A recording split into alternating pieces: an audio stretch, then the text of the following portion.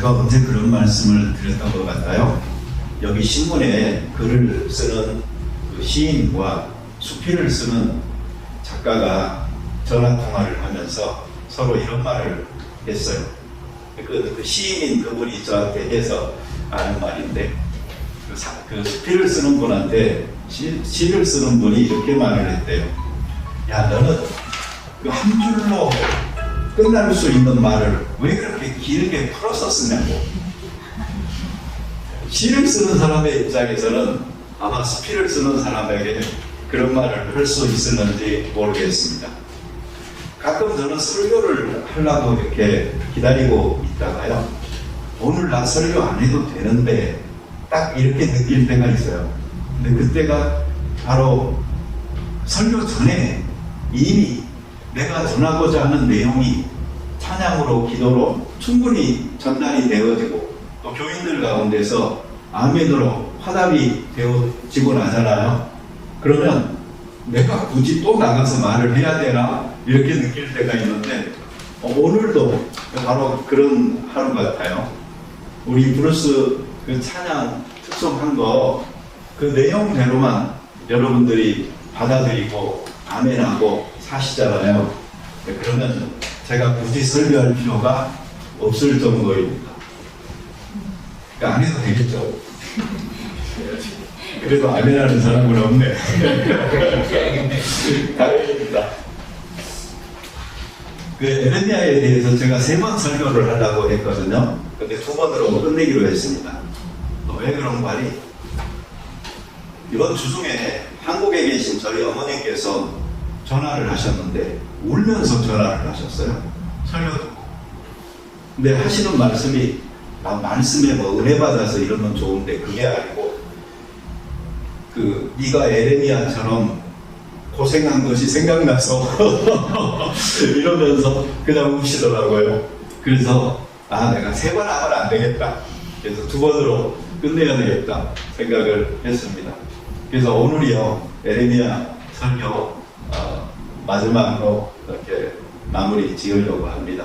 사실 그 하이라이트 마지막 19절 하나를 남겨뒀다가 그걸 따로 떼어서 설교를 하려고 했었는데 그냥 포함시켜서 합니다. 하나님께서 그 에레미야에게 이렇게 말씀하셨죠. 너를 모태에 짓기 전에 내가 너를 알았고, 너가 배에서 태어나기 전에 너를 성별하였고, 내가 너를 여러 민족의 선지자로 세웠노라. 알았고 성별하였고 세웠다. 이것이 바로 에레미야를 향한 하나님의 큰 계획이었죠. 사실 에레미야라는 그 이름 자체가 세운다라는 뜻을 갖고 있어요. 그러니 에레미야라는 사람, 그 존재 자체가 하나님 앞에서 세움받은 사람으로 이렇게 사명을 감당하는, 그래서 소명을 받은 자로, 부름을 받은 자로 살아가게 되는 평생이라고 볼 수가 있습니다. 그렇지만 그는 나는 아이입니다, 나는 말할 줄을 모릅니다라고 그 두렵고 떨림으로 하나님 앞에 응답을 하죠. 그러나 하나님께서는 이미 에레미야를 세웠어요. 그러니 내가 너를 누구에게 보내든지 너는 그 사람에게 가서 내가 무슨 말을 하든지 그 사람에게 전하라, 이렇게 이야기를 했던 것이죠.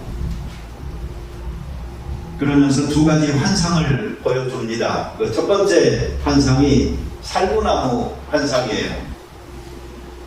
우리는 보통 살구 생각하면 막 입에 시고 막 이런 맛이 생각나죠. 근데 여기 이 살구나무는 아몬드라고 생각을 하시면 돼요. 근데 이 살구나무라는 것이 보통 2가지로 해석을 하는데, 첫째 해석은 뭐냐면, 다른 나무들은 아직 다 겨울잠을 자고 있을 때 이 살구나무는 1월달부터 벌써 움이 트고 그 생명의 시작을 원활하게 하면서 봄이 온다는 것을 알리는 그런 나무라고 합니다. 그래서 하나님의 그 심판이 이제 곧 임하게 될 것이다 라는 상징으로 여기 살구나무를 사용했다라는 말도 있고, 그러나 그 해석보다는 이 살구나무라는 히브리 말과 그 뒤에 나오는 여호와께서 하시는 말씀이 있어요. 내가 내 말하는 것을 지켜라는 이 지켜라는 말, 그래서 살구나무라는 말과 이 지켜라는 말이 사카라는 그 차이로 별로 차이가 안 나는 비슷한 말이에요. 그래서 이 살구나무라는 것을 통해서 그냥 그것이 더 기억에 남도록 하기 위해서 하나님께서 하셨다, 이 해석이 더 맞는 것 같습니다. 그래서 하나님께서는 심판을 작정하셨고, 그리고 지금 임박했다 하는 것을 살구나무 환상으로 보여주시고, 두 번째 환상이 뭐였는가 하니 끓는 가마가 있어요. 근데 그 끓는 가마가 기울어져 있어요. 쏟아지려고, 북쪽에서부터 쏟아지려고, 그래서 위험한 그 모습을 보여주셨어요. 그래서 이것은 하나님께서 이방의 여러 민족들을 사용하여서 북쪽으로부터 그들을 보내서 이스라엘을 심판할 것이다 하는 내용입니다. 왜 여기 북쪽이라는 말이 사용되어졌냐면요, 실제로 그 가나안 땅을 막고 있는 산이 있습니다. 레바논 산이라고 그래서 적들이 쳐들어오려고 하잖아요. 그럼 사막을 건너서 그냥 바로 오면 될 것 같은데 그 산에 가로막혀서 못 오고 북쪽으로 돌아서 이 내려오는 경우가 대부분이었어요. 그래서 아시리아죠. 그리고 바벨론, 페르시아, 또 마케도니아, 그런 나라들이 전부 다 북쪽으로부터 들어와서 이스라엘을 공격하는 모습이 성경에 보면 자주 나오는데, 그래서 이 하나님의 그 임박한 심판, 이것이 바로 북쪽으로부터 쏟아지는 이 끓는 가마솥, 기울어져 있는 것을 통하여서 하나님께서 상징하여 보여주고 있는 것입니다. 왜 하나님께서는 이스라엘 민족을 심판하실까요? 그 이유가 성경에 분명히 나오죠. 16절에 보면 그들이 나를 버리고 다른 신들에게 분양하며 자기 손으로 만든 것들에 절하였음즉, 우상 숭배, 이것이 하나님께서 제일 미움하시는 죄악이잖아요. 그런데 이스라엘 민족은 이것을 아주 거국적으로 행하고 있었어요. 성경에 보면은 근데 그 민둥산이 나오죠. 왜 산을 민둥산이라고 표현을 하냐면 그 산으로 사람들이 오르락 내리락 하여 다니면서 그곳에 산당을 짓고 예배를 하는 우상숭배의 처소들이 곳곳에 널려있는 영적 타락의 모습이 그렇게 표현되어지고 있는 것입니다. 이스라엘 민족이 광야 생활할 때에는 오직 하나님만을 바라봤죠. 근데 가나안 땅에 정착을 하고 보니까 이게 유목민 사회에서 이제 농경 사회로 바뀌는 거예요. 근데 농경 사회로 바뀌면서 정착민으로서의 그 삶이 시작되면서 그곳에 거주했던 가나안 사람들의 신들을 섬기게 되는 거죠. 그런데 그 신들이 엘 또는 바알, 그리고 여신들 그 3명, 이렇게 해서 오직 한 분 하나님, 여호와 하나님만을 섬겼던 이스라엘 민족이 여러 신들에게 절을 하는 모습으로 바뀌게 되는 겁니다. 그런데 그러한 신들의 그 특징이 뭐냐면은 다산과 풍요의 번영과 어떤 행복인 거죠. 이런 거 싫어하는 사람이 있나요? 아마 이렇게 말을 하면 싫어하는 사람이 있다고 할지도 몰라요. 그러나 제가 완전히 줄여가지고요, 돈 싫어하는 사람 있나요? 아마 이렇게 한마디로 물어보면은 아마 없다고 할 겁니다. 전부 다 부자되기를 원하죠. 그러니까 옛날부터 우상 숭배와 연결되어진 사람들의 욕망적 추구와 현대인들의 마음속에 잠재되어 있으며 우리의 삶의 겉으로 드러나고 있는 이 추구가 결국은 같은 것이다 하는 것을 알 수가 있는 것이죠. 하나님께서는 극도로 이 우상 숭배하는 것만은 못 참는 이 구약 성경에서 가장 큰 죄가 이 우상 숭배라고 이야기를 하는 거죠. 그리고 신약 성경에서 가장 크게 대조되고 있는 죄는 바로 교만함입니다. 욕심입니다. 그리고 이것들이 바로 우상 숭배와 맞닿아 있다라고 이야기를 하는 것입니다. 그러니 우리들 삶을 살아가면서요, 이 하나님의 사랑을 느끼는 건 좋아요. 요즘 사실 모든 찬양이나 모든 것들이 하나님의 사랑이잖아요. 옛날 사람들처럼 뭐 빈궁한 삶이 부해지며 뭐 이런 찬송 잘 안 부른다니까요. 어제 우리 기도회 때 이 찬송 불렀어요. 근데 요즘은 옛날처럼요, 막 이런 빈궁한 삶 막 이런 데서 탈출하고 싶어하는, 막 부자 되고 싶어하는, 정말 어떤 끼니라도 좀 해결하고 싶어하는 막 이런 그 간절한 절망이요, 우리에게 별로 없어요. 다 먹고 살만하고 더 좋은 것들을 추구하는 것들만 우리에게 있는 거죠. 차가 없는 건 사람 없어요. 차가 있어요. 근데 더 좋은 차를 원하는 거지. 집이 있어요. 근데 더 좋은 집을 원하는 거지. 10불, 20불짜리 음식이 아니고 이제 30불, 40불짜리를 원하는 거지. 근데 그것도 다니다 보면 이제 100불 넘는 좀 경관 좋고 코스, 5 코스 정도 나오는 데를 가고 싶어 하는 게 사람이다 보니까 우리가 끊임없이 욕심에 욕심을 더하여 추구하는 이것이 우리 속에 우상 숭배의 모습으로 나타나고 있는 것입니다. 자기 손으로 만든 것. 네. 우리는 아무리 여러분들이 능력 있고 그래서 이쁘고 좋은 성취들, 어떤 성공을 이루었다 할지라도요, 그걸 너무 사랑하지 마세요. 요새 그런 말 하잖아요. 요새는 마태, 마가, 누가, 요한 복음을 믿는 사람보다는 자기 복음을 믿는 사람이 많다고. 사람들이요, 하나님 믿는 것조차요, 자기가 규정하려고 그래요. 복음조차 성경에 나타난 복음이 아니고 자기가 기준이 되어져서 자기가 쓴 복음서를 가지고 신앙의 어떤 기준을 삼아서 살아가려고 하는 경향이 너무나 많은 것입니다.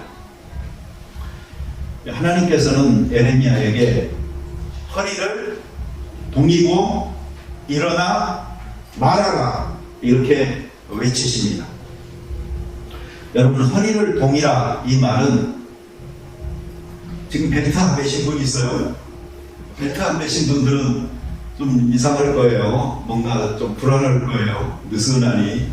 그러나 옷들을 입고 벨트를 매고 했을 때 뭔가 안정감을 느끼죠. 아, 이제 내가 외출해도 되고 뭔가를 할 수 있다라는 생각이 들지요. 허리가 중심이잖아요. 이 중심이 바르게 잘 잡혀야지 그 다음에 뭐가 가능한 겁니다. 우리가 호주에서 많이 보지만 특히 이 중동 지방의 사람들은 옷이 이렇게 너울너울한 것들이 많잖아요. 그러니 어떻게 해야 돼요? 그거 묶어야죠. 꽉 묶어야 돼요. 그래야 그 다음에 허리라도 굽히고 뭘 할 수가 있잖아요. 안 그러면 혼입을 뒤집어 쓴 것처럼 맨날 아마 잠자듯이 그렇게 모습이 보일지도 모르겠어요. 그러니 여러분, 이 허리를 동이라, 이 말은 준비하라. 준비됐냐? 마음을 단단하게 먹어라. 이제 결심하라. 이제 결단하라. 네, 이런 정도의 말이다 라고 생각을 하시면 되겠습니다. 그래서 이게 성경에는 허리를 동이라 이렇게 되어져 있지만 영어 성경에서는 Are you ready? 이렇게 나와요. Be ready. 준비하라. 준비됐냐? 근데 제가요, 이 목회자의 경험으로 본다면요, 여기에서 하나 더 바꾸고 싶어요. 그냥 준비, 이 말은요, 사람들이 너무나 많이 들어가지고 지금 준비하고 있어요. 또는 준비 중이니까 나중에 준비될 걸로 사람들은 생각하는 경우들이 되게 많아요. 그래서 이 말을요, 그냥 준비라고만 생각하지 말고요, 이렇게 한번 다시 생각을 해보면 되겠어요. 따라서 해보실래요? Are you available? 네. Are you available? 하나님께서 쓰시고자 할 때 당신 지금 사용 가능합니까? 라는 말로 자기의 준비성을 한번 점검해 보시는 게 좋을 것 같아요. 리드콤에서 댐스타운 가는 그 큰 길이 있죠. 그 길을 가다 보니까 수년 전이에요. 어느 사인 광고판에 I am available 24/7 이 말이 써 있어요. 그래서 저게 뭔가 하고 지나쳤는데 그 다음에 드는 생각이 뭐냐면, 아, 저거 광고판인데 지금 누가 저기다 광고를 안 해가지고 지금 비어있는다, 그 말이에요. 그러니까 여기다가 누가 광고를 하면은 24시간 세븐데이 이거 광고할 수 있다라는 그 안내판이더라니까요. 여러분, 길거리에 서 있는 광고판도요, 그렇게 말하고 있어요. 나는 24hour 7day available 하다가, 그래야 누가 거기에 광고를 하면은 24시간 7day 충실하게 그 광고판이 거기서 광고를 하고 있지 않겠습니까? 오늘날 우리 그리스도인들이 막연하게 준비됐느냐 하는 그 물음 앞에 아직 조금 더 기다려주세요, 아직 저는 준비가 좀 덜 됐어요 라는 그런 소리들만 계속 하고 있지 마시고, I am available. Now, use me as your channel of blessing 이라고 이야기할 수 있는 사람들이 된다면 얼마나 좋겠어요. 근데 이 준비하라라는 말 속에는요, 다른 의미도 감춰져 있습니다. 쉬운 일이면 준비하라, 별로 의미가 없겠죠. 앞으로 에레미야가 선지자로 감당해야 될 일이 힘들 일이, 필요로 하는 일이기 때문에 너 마음 단단히 먹고 준비해야 되는 거야 라는 말이 바로 허리를 동이고 일어나라 하는 말인 것입니다.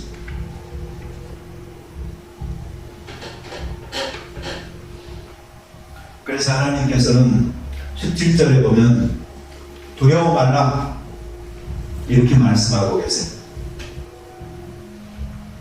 용기를 주시는 말씀인 거죠.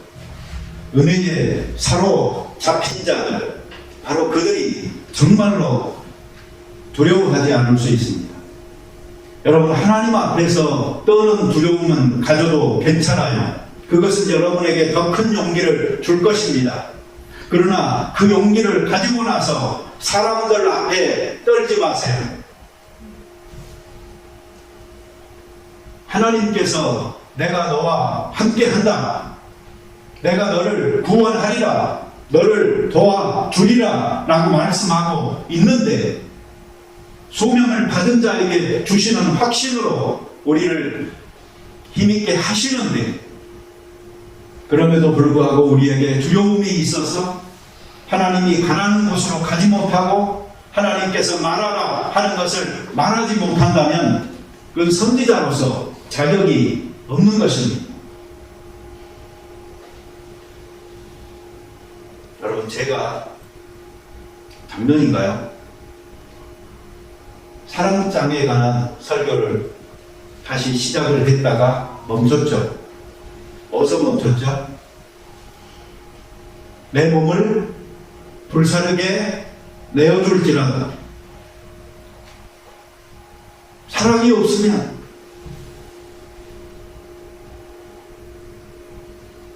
과연 내가 나를 순교의 제물로 내어놓을 수 있겠느냐는 그 물음 앞에 내가 자신이 없어서, 내가 준비가 안 되어져 있어서, 그 설교를 할 수 없어서 거기에서 멈췄습니다. 그리고 그 고민은 몇 달 동안 지금도 계속되고 있어요. 내가 왜 이 부분에 대하여 이 트라우마 같은 것이 생겨 있는지를 이야기를 해본다면, 제가 한국에서 신학교 다닐 때 이 축제를 추명기도원에서 했었어요. 근데 그때에 어떤 강사님이 오셔서 특강을 하시는데 정말 훌륭한 특강을 하셨어요. 그리고 맨 마지막에 그분이 했던 말이 지금도 기억에 있어요. 이 말을 했습니다. 여러분, 저는 하나님이 저를 부르신 중동으로, 죽으로 먼저 갑니다. 여러분들도 뒤따라오십시오.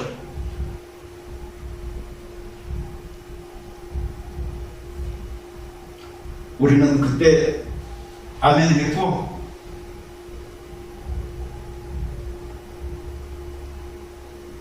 그 순간의 기억은 지금도 남아있어요.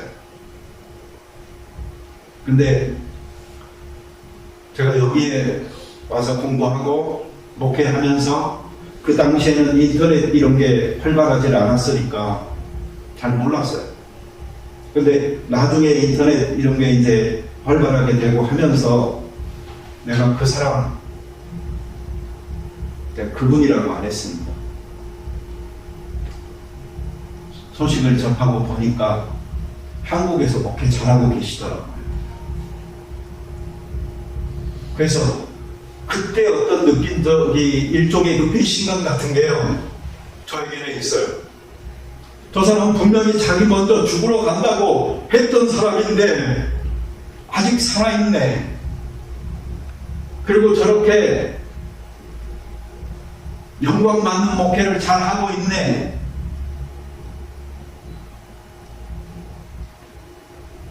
그래서요, 저는 죽으러 선교하러 간다는 그 말 앞에요, 제가 느꼈던 그 배신감이 지금도 자리 잡고 있고요.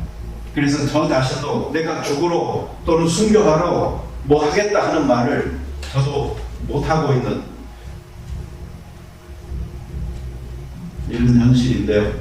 아마 제 목회 가운데도 그런 것들이 반영되어져 있는지 모르겠어요. 내가 앞에서 여러분 나 죽고 살기로 목회합니다, 또는 그렇게 하겠습니다, 내가 하지 못하는 이유는 그래놓고 내가 안 죽으면 어떡하겠느냐, 내가 누군가에게 느꼈던 그 배신감을 또 누군가에게 줄지도 모른다는 생각 때문에 저는 그런 말을, 그런 표현을 잘 못하겠어요.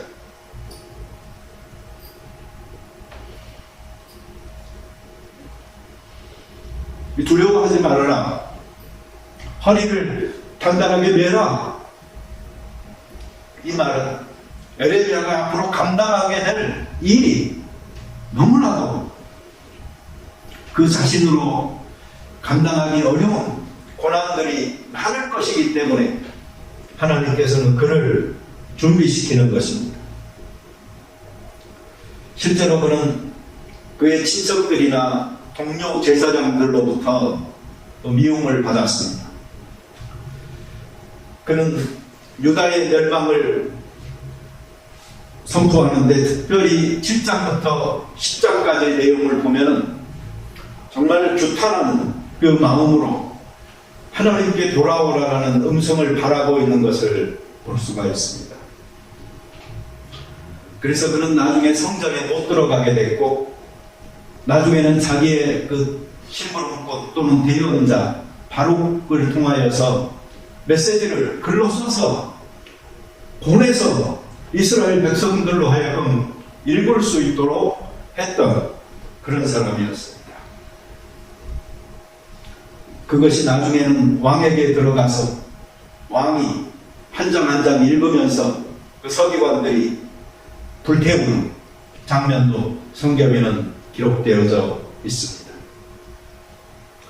그는 감옥에 들어가고 마지막에는 정말로 깊은 토굴에서 죽을 수밖에 없었는데 그곳에서 그가 다시 살아나올 수 있었던 것은 그래도 그가 예언했던 대로 598년에 바벨론이 실제로 이스라엘 유다 땅에 침공을 해서 들어왔기 때문에 왕이 그의 생명을 살려놨던 것입니다.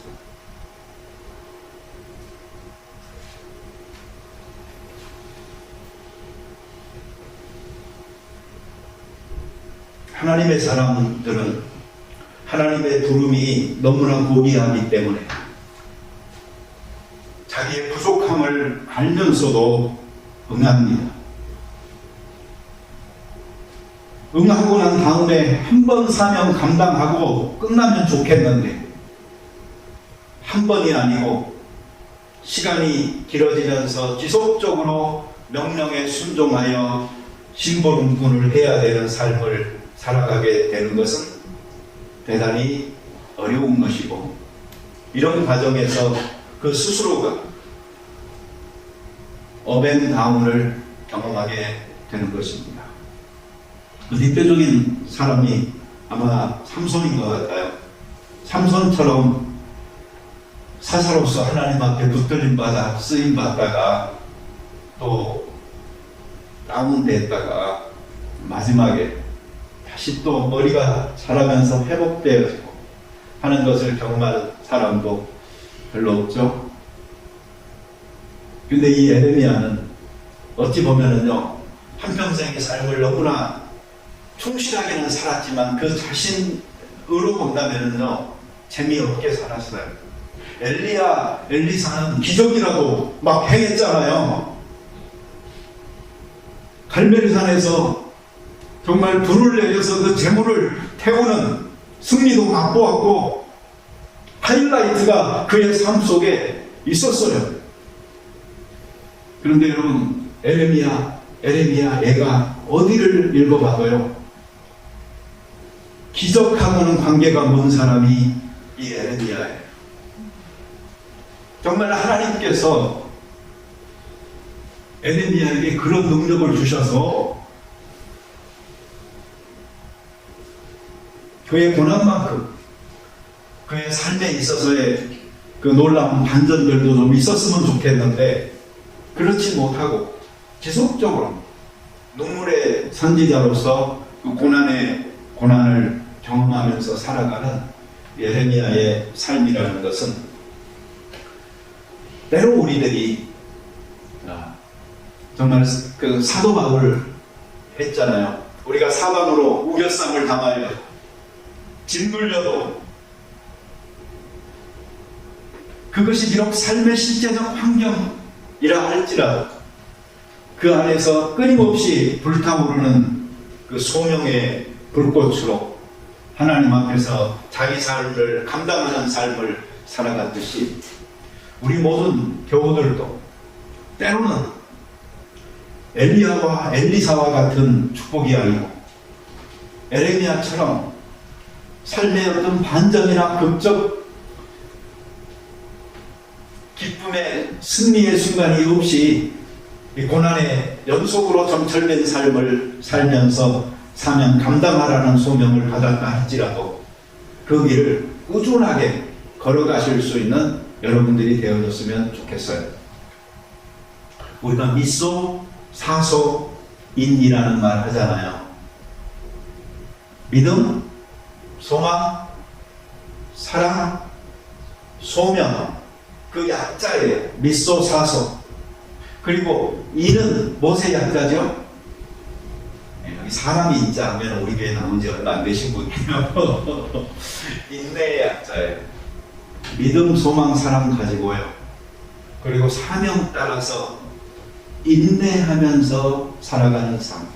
이것이 저는 크리스찬들의 삶에 있어야 될 특징이라고 보고요. 그래서 그 자신부터 미소, 그러면 사소, 도전하면서 인내로서 그 걸음을 끝까지 걸어갈 수 있는 것이다라고 믿어요. 우리 2월달 들면서 이제 올해의 이 장정을 시작하는데 우리가 미소 사소인으로서 끊임없이 자기 삶의 자리에 하나님께서 세우셨음을 믿고 그곳에서 사명 잘 감당하며 인내로 격려하는 귀한 사람들 되시기를 바랍니다. 같이 기도드리겠습니다. 자비로운 주님 감사합니다. 우리에게 믿음 주셨습니다. 소망 주셨습니다. 사랑 주셨습니다. 사명 주셨습니다. 그러니 인내함으로 이 사명 잘 감당하며 살아가는 저희들 되게 도와 주시옵소서. 허리를 동이고 일어나 말하라. 이 사명이 오늘 우리들 모두에게 임하여서 삶의 어떤 자리에 어떤 직업으로 어떤 모양으로 살아가고 서 있든 사명을 잊지 않고 하나님의 메시지를 우리의 말과 생활로 전하는 사람들 되게 도와 주옵소서. 예수님의 이름으로 기도드립니다. 아멘.